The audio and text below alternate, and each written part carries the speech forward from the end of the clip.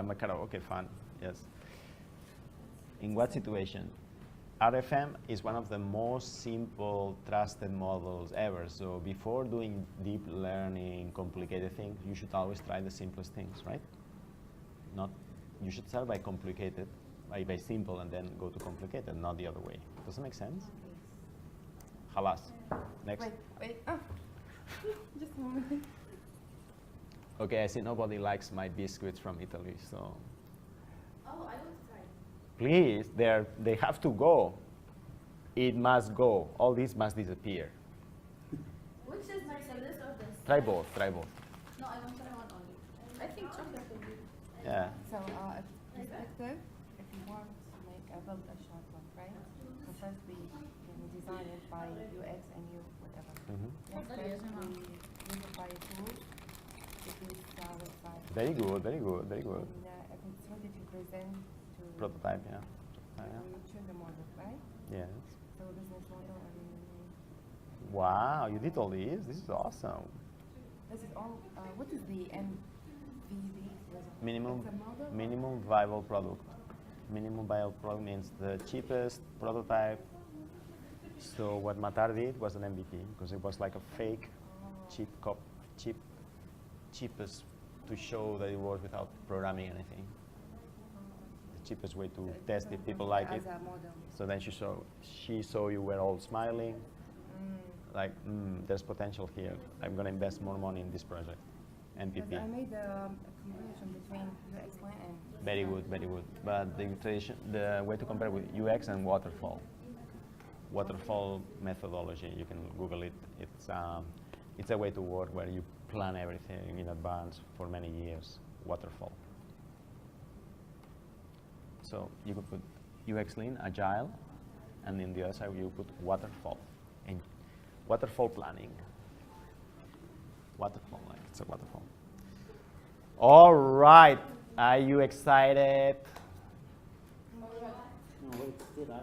Oh, okay, I get it. For the biscuits, for what? For the biscuits. Nice. That's it, nice? Just nice, okay. Nice, and thank you. No, just to give feedback. Maybe I bring other stuff next time. It's free, it's free.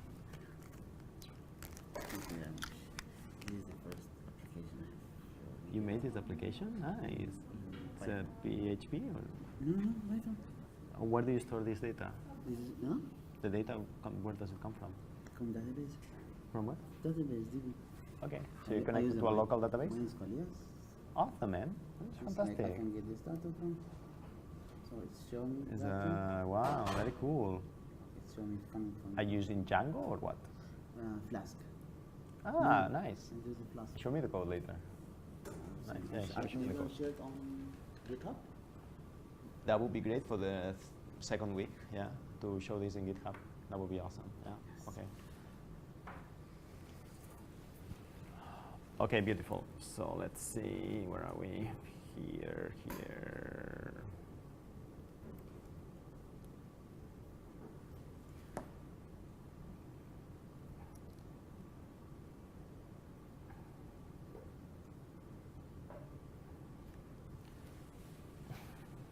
No?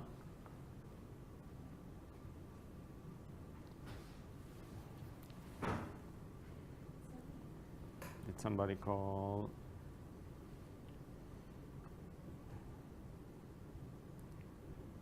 Bad Munder and Lower Saxony.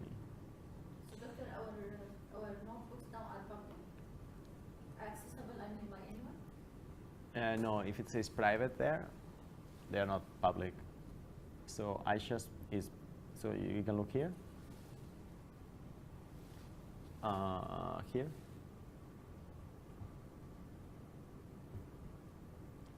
What is it? Hold on. Set here, you see it?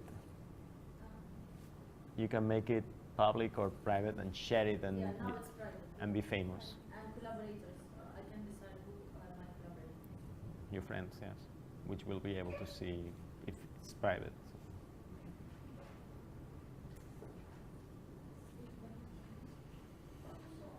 Screen contact, Victor.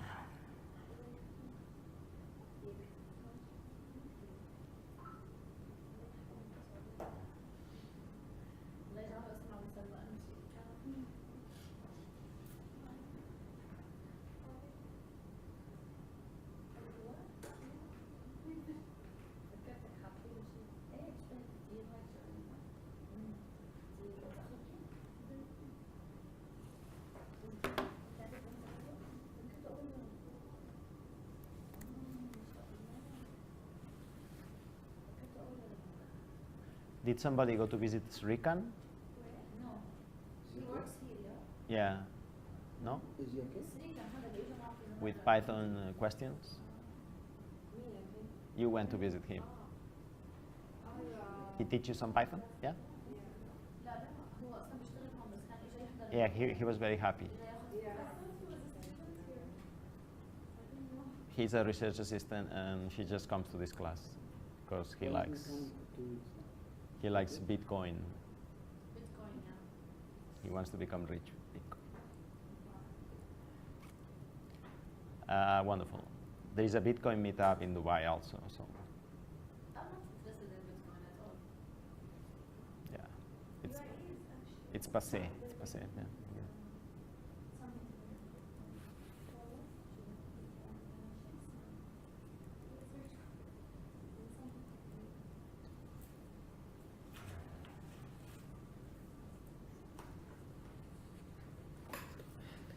Is everybody here? Where is Shamsa?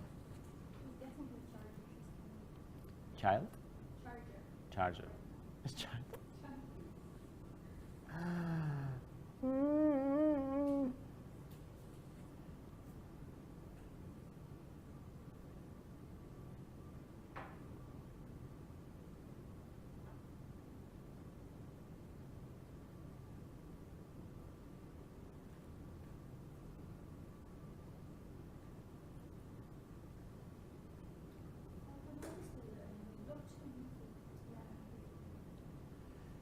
Well, maybe we should start, yeah? BitOasis, don't touch that. Mm-hmm. They're developing the coin here.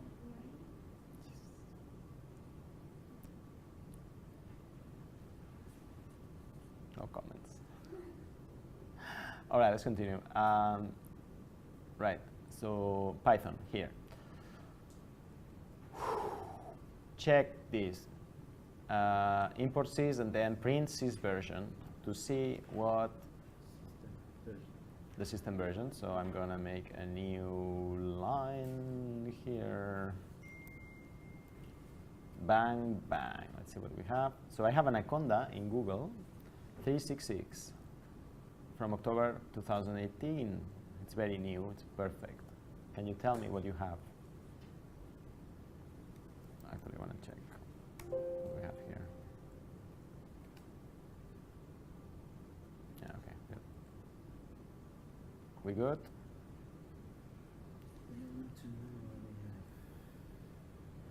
I will know anyway, so. Good. Let's see. Here. Types of operations. 2.1 plus 2. How much is that? How much is this? 4.1. No. Floor division. Look at this. How much is this? It rounds down. How much? Tell me the number. 2. 2, yeah. Floating point division. 2 point something. Right. You can also type 2 what I'm going to get here. Integer, right? And here? Float. Float. A3, A5. B, pa. How much is that? Expectations. Come on, give me the numbers. 15. You can use your notebook to tell me the answer quickly. The first one who give me the number gets a bonus point. Which all these numbers? Or just the last one? Okay, no problem. A equals 2, A equals 3, and B equals what, 5? 5.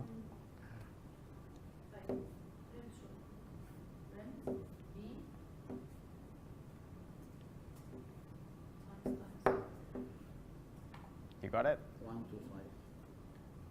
1 to 5. Abdullah got it. 125, yeah? Yeah, 100. Yeah, okay, yeah. Why so? Why? Huh? Why? Huh? Why? Because I'm happy. 5 cube of 5 is Power? 5, 5, 5. Multiply by 5. 5 by 5, 25. 25 by 5, 125. Okay. Ay, yeah. Yeah, Is this true or false? Excuse me. Ay, yeah. True or false? Yes. True. Make it begin from the morning. of course, it's false. It's false. True or false? It's false.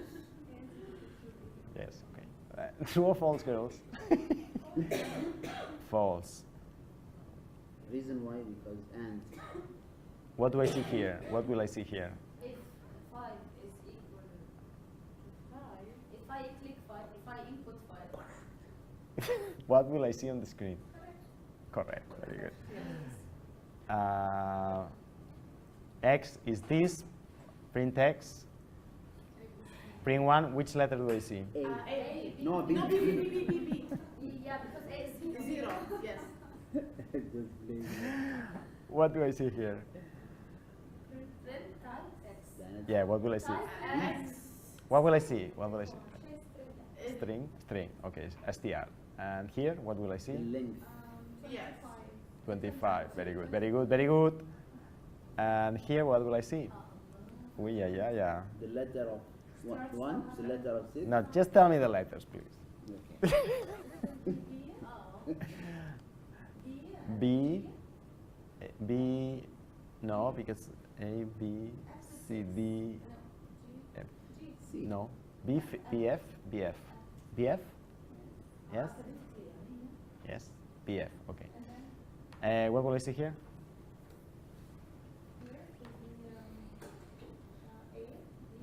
Last. The last. Really? D. Yes. What will I see? Start from 0. So I don't know this one, so I'm going to do it. So I have this, and the question is You can what? x of this, yeah? So let's see what we got. Let's run it. You have to pick the code. A, B, A, so I'm gonna skip 3. everything, I get everything. So it's a special case, yeah? What about here? Oh my goodness. What does this minus mean? Go backwards. Skip backwards. Backtrace. How can I go backwards from the beginning? I don't The know. letter. The letter Y. This minus means go back. What do you think I will see? Come on, come Letter on. Y. I'm sure to go backward. Reverse. Reverse, very good, very good. Excellent. Reverse. So everything but step minus. Reverse.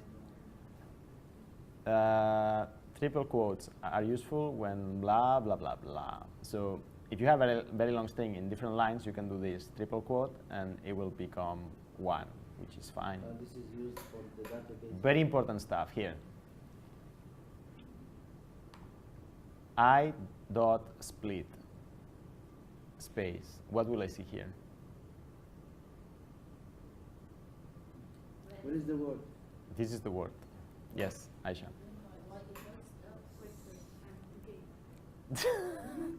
So you So we agree we will see this, right? Da. split. Yes? Yes. Awesome. Now, this is called tokenization. So what will I see here? Splitting.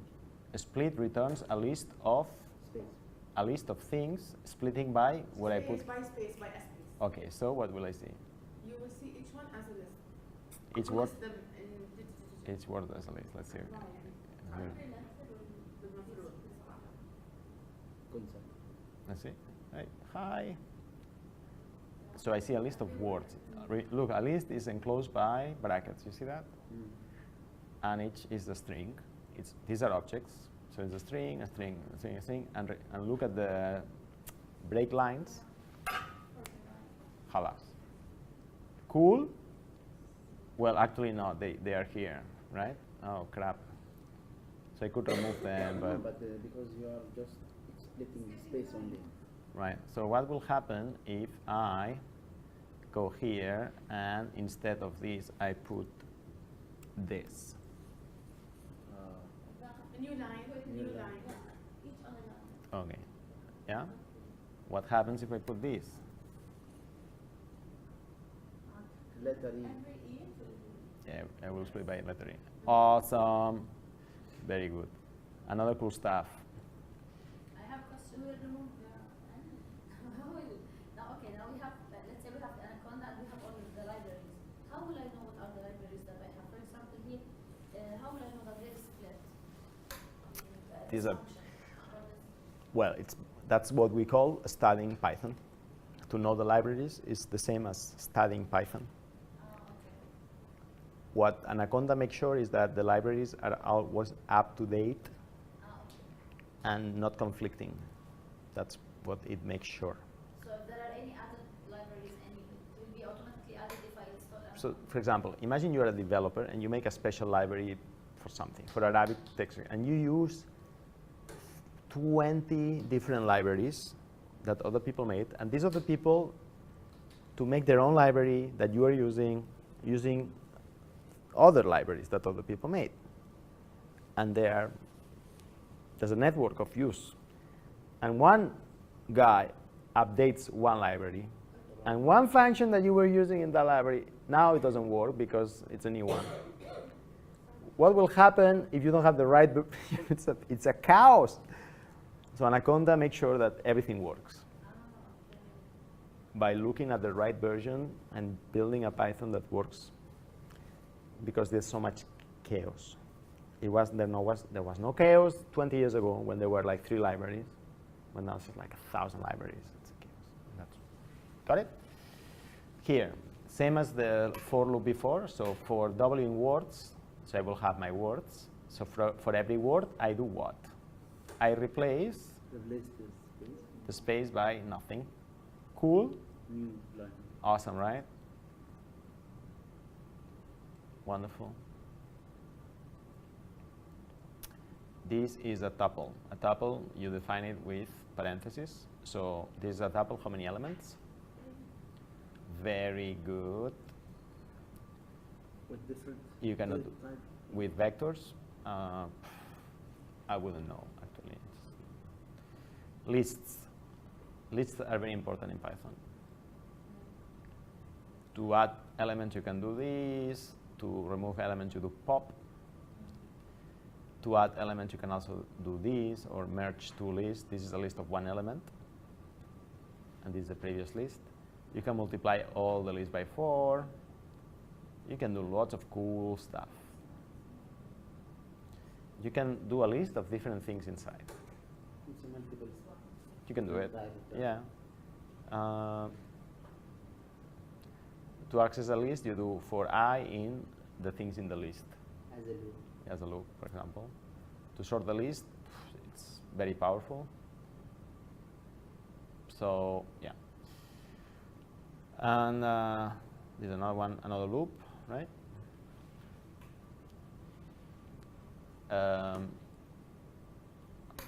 To do a more complex for, you use a thing called enumerate, where you convert the list into an iterable object. Choices. Yeah. So anyway, this is just more advanced, but it's not a big deal. So for example, here you have for ix in enumerate. So you will have the index of the object and the object itself. So if you have a list with 2 objects, let's say letter A and B, in the position 0 and 1, you will see 1A, 0A and 1B. Yeah. So that's cool. It's very useful. You can do cool stuff. So what will I see here? Jumana? So what's the first number? 2 to the power 0. Really? 0, really. 0 squared is 0. Yeah. Excellent. What's the second number? 1, 1. I'm just testing you. What's the third number? 4. 4. No, 8. 8. 2 to the power 2. 4. I think it's 4. What's the fourth number? 9. 9. Bonus point. We did this one already. Oh, here you have a matrix. So it's a matrix in Python is a list of lists. The columns are lists. Okay, it's no big deal. You have sets also. A set is a mathematical object. It's like a list, and it has different properties. You can do different operations. You can remove things from a set and so on. Okay, another thing, important thing, and that's, I think that's the, just a bit more and we're done. JSON, do you know what is JSON? JSON is a type of language to import the data as a text. Yeah, something like that. So in JavaScript, and many functions and services need to send each other messages. Right. As an API. Yes. So for example, yeah, so your Facebook page has a lot of JavaScript and it accesses different Facebook databases and services, like your photo comes from one server, your friend's feed comes from another place. How to communicate between each other. Before it was the Wild West, but they came with a standard called JSON.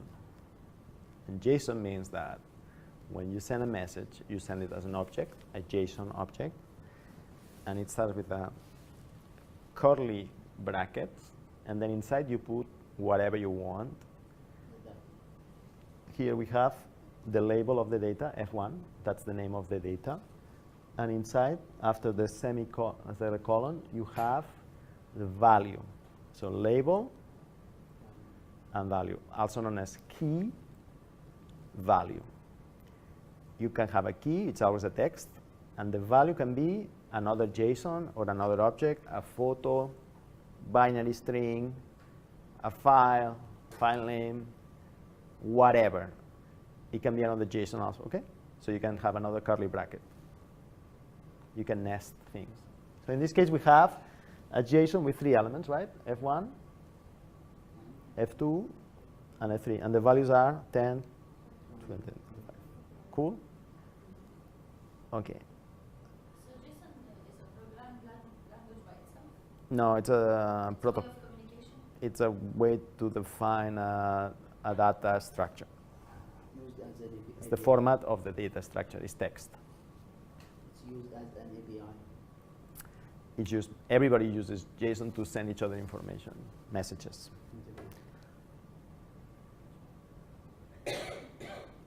But that's it. So you will see it in many places, so don't be scared about JSON. So they can send you data in CSV file format or in JSON format. Or XML. It doesn't matter, or in XML format, very good. Yeah. Anyway, in Python, you define a thing called dictionary, which has keys and values, which is almost the same as JSON, like this. And then you can access, once you have a dictionary, you access the dictionary, and you tell which value inside which key, you put the key, and it returns magically. Right. Excellent. Make sense? So I could have, for example, my students, Jumana, and the grade. Aisha and the grade. And then I would go here and the students, and I type Jumana, and I will have the grade of Jumana. Right? So that means you can only have one key. You cannot have repeated keys. Does that make sense? So that's very cool. To do a dictionary, you can do this, or you can do this. It's the same. Or you can do an empty dictionary here. You can start filling it like this, right? It's almost as a vector in Java, where you put 1 here and then the value, but here you put a string, which is the key. You can print the dictionary, and you can do lots of stuff with dictionaries and so on. So very useful. You will see it many, many ways. You can iterate the dictionary properly, professionally, with its own functions. Print the key and the values in a dictionary, and so on. Right. You will see also a thing called NumPy as MP. So you will see a lot this MP dot. What is that? That is that you are accessing a library called NumPy that some smart people made. NumPy, it's a math library that became the most famous math library. There are other ones, but this was the best one. So we use it. So when you want to use something from a library, you put the name of the library, dot, like Java. You will see, because library names are very long, you can say import numpy as X, and you would do X dot, but everybody says numpy as NP because it's a convention. But you can put anything you want. So here, subtract 3 from 1. What's the result? 2. Excellent. You can define functions, right? We did it. You can define classes like in Java, but more flexible. Yeah, that's the point. Define ini init. Yeah. So that will be like the constructor. What happens when you call the class, like in Java. So here it says my name is this one or whatever it is, and it defines an attribute. Very nice. No, 2 attributes, fine. Something. And it defines a function here. Yeah. Okay. Cool. Awesome. So. What are the criteria for library to be accredited in this? For library is created by one person? You can create your own library right now and publish it in GitHub, and people start using it. That's it. Really? Yeah. No one will study it and approve it and No. But the famous libraries usually have a lot of people working and improving them. So how does this work? Imagine I'm a scientist at CERN, where I used to work, right? And I am working on a computational problem with my Python code. So I developed this awesome matrix factorization code that is super optimized, right? And I said, wow, I spent like 3 years of my life doing this. I'm going to share it so nobody else has to do it again. So I publish it as a library, and I put Berenguer's matrix factorization. Awesome code. I publish it, I put it on GitHub, people start using it, and then somebody sends me an email, hey man, your library is awesome, you saved my life, but I found a bug here, it doesn't work when the matrix is bigger than da-da-da-da. So I will say, okay, I will add you as a collaborator in GitHub, and why don't you fix it? So in GitHub there is a process to fix things. So this guy would maybe improve my code, I will review it, and say, yeah, he will make a branch, he will improve it, we will check it, a few people will check it, test it, oh yeah, it's much better, much faster and better than it was now. And then I will merge it to the main branch, and the library would have more collaborators, and the product will be better and better and better. That's how open source code works. The hallmark of a very famous good that your library is official, but there's nothing official, is like when Anaconda supports your library and says, wow, this library from Mr. Berengueres is so cool that we are going to include it in our Anaconda distribution. And we're going to make sure that it's compatible all the time with the rest of the things. Does that make sense? yes. That's how it works. That's open source stuff. So why do people spend time doing libraries? They don't spend time doing libraries. They had to do it because their job, and so they already done it. So it's like putting in your CV. Oh, you are the guy who developed this library. You're hired. Oh, okay. It's called ego-driven, maybe, but not all the people that code are ego-driven. Does that make sense? Not all the libraries are ego-driven, but it's a factor. So it's good, but it's also helping people feel good. Different people do it for different reasons. Some people remain anonymous, so some awesome libraries, you don't know who made them. Bitcoin protocol, you don't know who made it. It was not ego-driven at all, right? Some other, yes, and so on. In schools community, everyone is what's ego what? Ego-driven. You do it to be popular.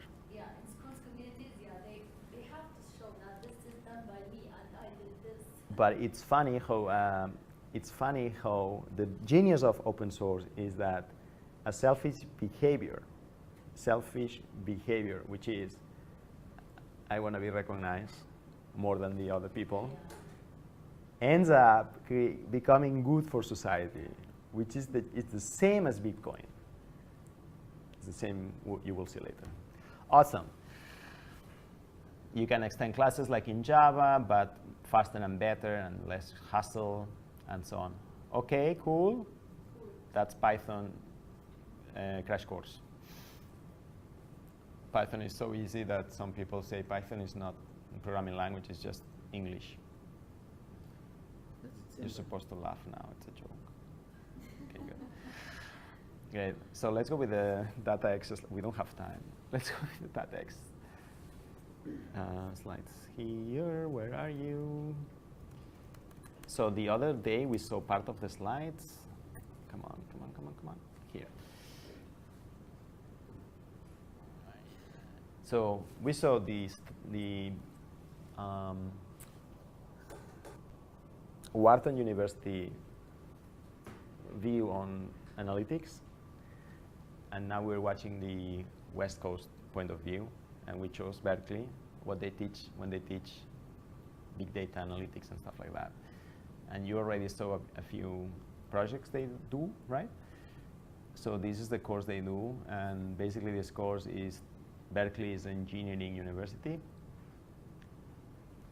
and they want to create value. You need also to be good at business, but engineers are not good at business, especially data scientists. So this course they teach is called Data X, and they teach all these things, which is how to apply your math knowledge into data science to create value, and they add some design thinking and agile and lean UX so that you design a good product with data. So you saw some projects.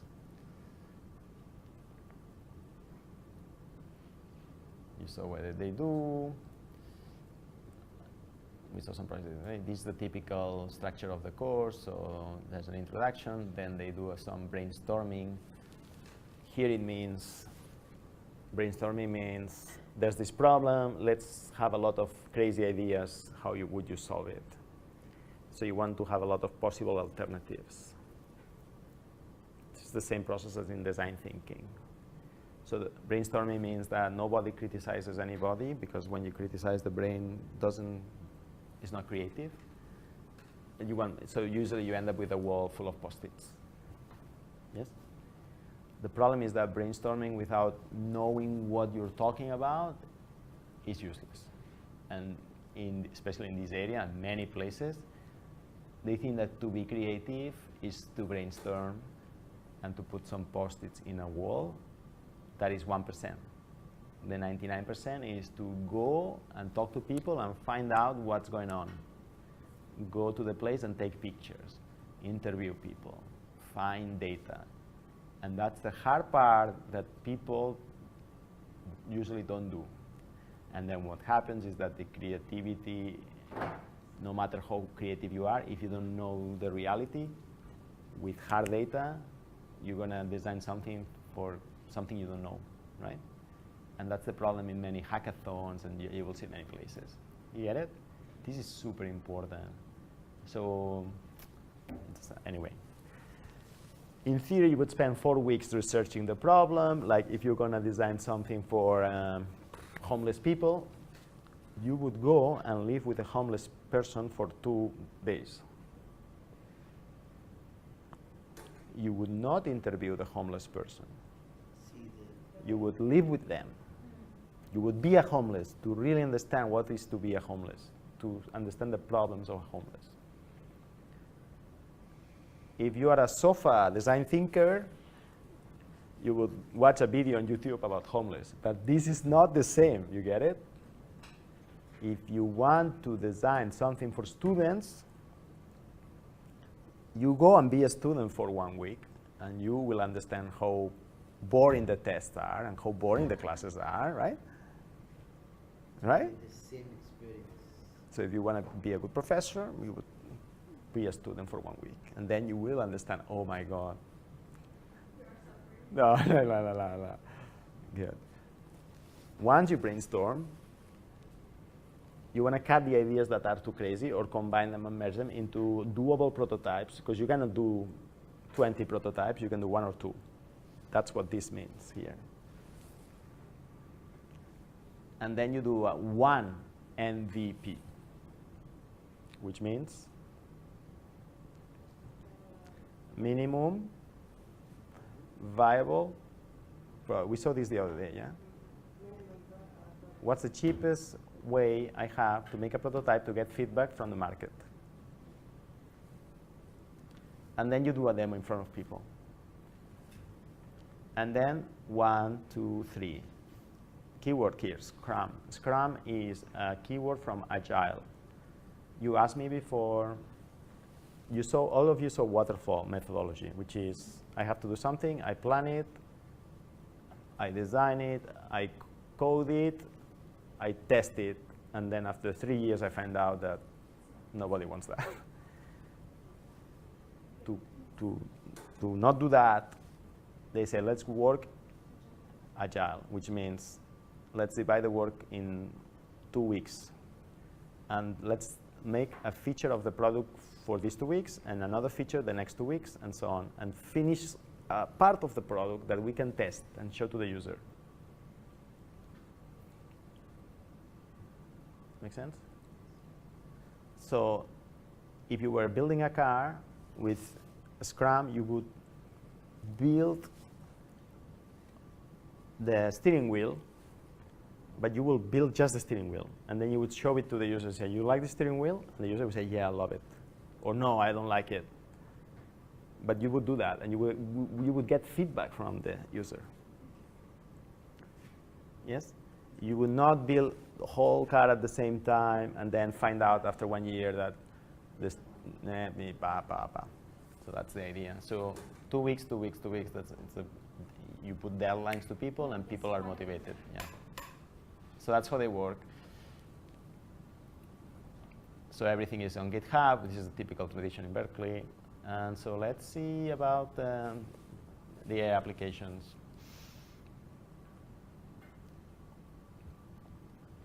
When we say working with data, this is what we mean. You have data. You have insight. You create value. Action, prescriptive analytics or something. Yes? Keyword here, data wrangling. What does this mean? Wrangling means to fight, to wrestle, yeah? It means that the data is dirty and that you have to clean it. And you told us before. You told you, right? So 80% of the time is spent on that. So for example, you have an example.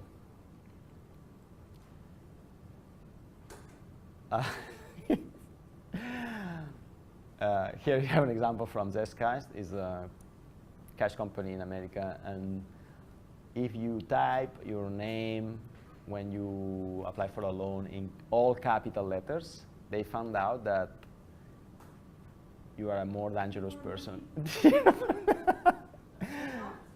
You are more dangerous as a customer than if you.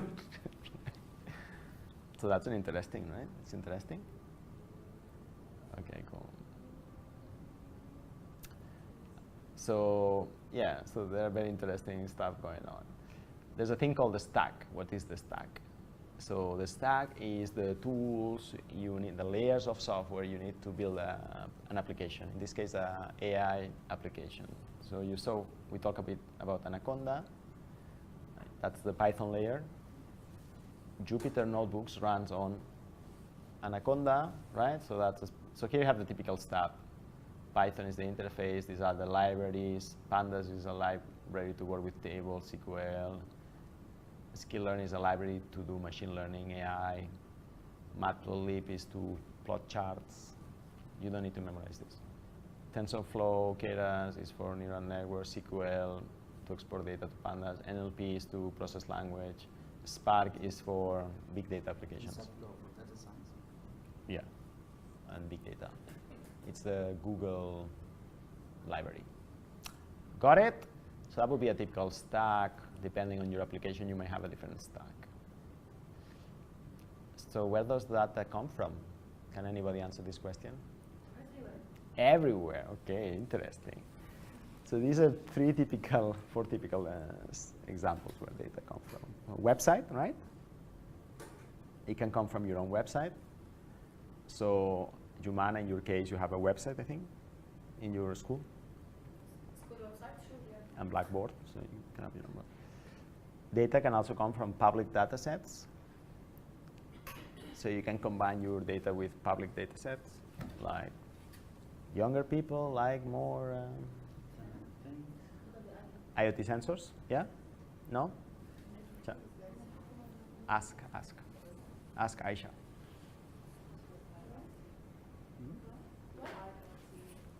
Internet of Things. Yeah, what is that?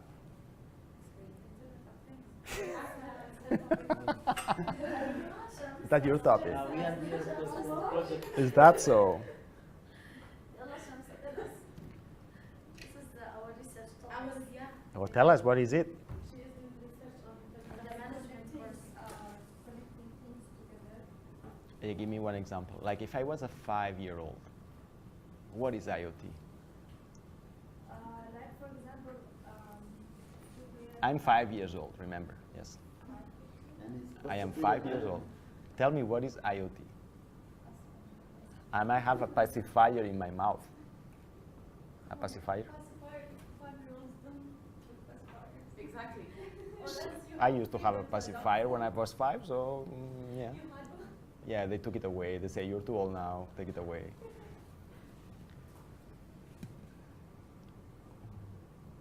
I don't have examples for one for 5 years old. Okay, who can explain what is IoT? Yes. No, she's Maybe he's wearing very a good at that one smartwatch. because Smartwatch. Like, I'm wearing a pacifier, okay? like your pacifier. Yes, my pacifier. For example, Why should I care about IoT? at this moment. it has like, for example, 5 years old. I just care about food and my mom. You don't care about IoT. I care about some things. Okay, so for example, you lost your pacifier. I lost my pacifier and crying. Yes, and you're looking for it. I'm looking for it. Yes. So what you use IoT. I use IoT? How? No, your mother is IoT. She'll look for it. You mean the pacifier has a Bluetooth inside and we can look for it? Is that what you're saying? For example. Okay, that's good. That would be an application of IoT. Not put our electronic something in my child's mouth. But somebody thought about it. That's IoT. And finally, other websites, which is called web scraping, when you spy on other websites to get data. Sounds good? So Is it an IBCon? Is it an IoT? this is, You heard about an IBCon? iBeacon will be IoT, yes. Web scrapping, you can do it by yourself. There's a lot of code on GitHub to web scrap things. Another thing so let's take a look at this. Look, these are typical So scrapping means to take data from other websites. to steal data from other websites. Yeah, basically, Google, what they did is they went to all the websites in the world. They make a copy of the websites. Without permission. No one doesn't want this application to be. In every website, there's a file called robot.txt, and if you put it, and you can say that you don't want any Google or any crawling software to index your website. But you cannot stop if you publish something on the internet, you cannot say, here it is, but don't look at it. It's not, if you don't want people to look at it, you don't publish it on the internet. So scrapping, So it's a negative term, scrapping? No. It's not negative. It's just the way it is. So Google has a copy of the internet in its servers. And that's why it's so fast, Google. Yeah. So this is a typical data file, could be Excel, right? So here maybe typically you have customers, for example, and here what they did, like the date, the purchase, how much, yeah, observations. That's a typical.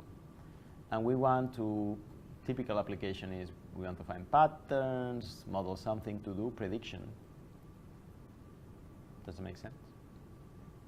Prediction like, what will these customers do in my website or something? What will this student do? Is this student at risk of something? And so on. So you will have typically this kind of format, which each row is representing a customer. Yes? That's a typical thing, right? So for example, imagine like, this is the typical thing. You have customers here and you have different parameters that you collected from them. It doesn't matter what it is to the computer. This could be the age. Did they type capital letter or lowercase? Where are they from? Which city? And you want to predict maybe with a function like how much can I trust them or how much money should I lend them if that's my business, yeah?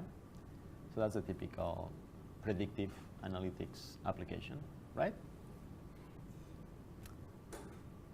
So in Python, for example, you would have X. You would load here the matrix of data. You did that in one data set already. You would have Y. That's the training. Like you would have, oh, I had, like this was the greatest score that maybe some human calculated, and this was expensive to do.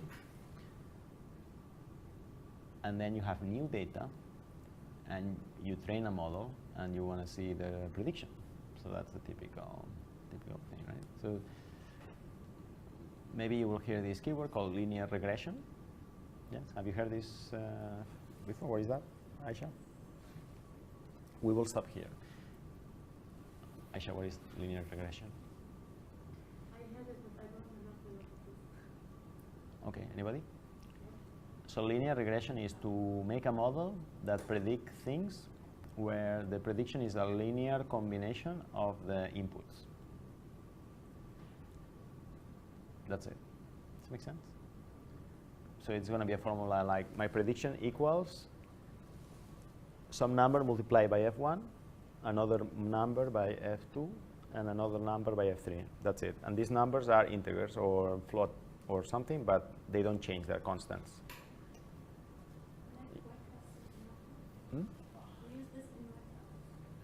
Yes, it's linear prediction is the most simple model that you can do, right?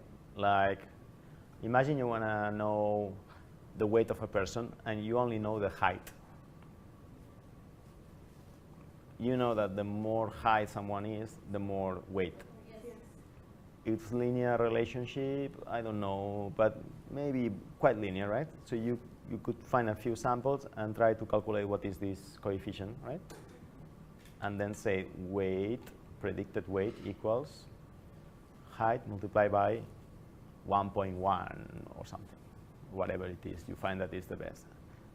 Linear regression is to find this number, which is the number that is in the middle of the dots and that minimizes the error, the distance of the dots, right? So I could have a linear prediction, a green line, which is here, but it's not very good, right? The best one is this one, right? I could have a linear prediction like this, not very good. This is one of the best ones, right? So linear regression means finding the green line, which is the one that is most in the middle. It's also known as minimizing the square of the error. So the way we find the coefficient is you look at the distance, you put a random line, and you look at the distance of all the dots to the line. And this distance, you square it. So if this is 2, you count 4. If this is 3, you count 9. And you add all these errors squared. And then you change the line so that the sum of these square errors is the least of all the possible lines. So if I have a line here, the square of the errors is going to be very high, right? If I move it up, it's going to be less. And and then if I go too high, it's going to start increasing again. So which is the line? So that's linear regression is that. So this is an example with one parameter, which is here. When you have 2, 3, 4, 5, 6, you cannot plot it so well, but it works the same. And why is linear regression important? It's one of the simplest models that you can do, and we said that, like RFM modeling, the simpler the model, the less probability is that it's wrong. The more it's complicated, More probability that you are overfitting or that the model is not accurate or to reality. Any fool can make something simple complicated. Yes? Any fool can make something simple complicated. Any professor can make a subject complicated. Any student can make an exam complicated. But any maid can make an abaya complicated. Yes? But if somebody explains something very simple and you get it, it's probably correct. And it's way much better if it took 3 hours. That's the same. If you have a simple model and it works, and you have another super complicated model and it explains the same thing, think that the more complicated the model is, the more parameters there is, and the more chance that some of them are a lie.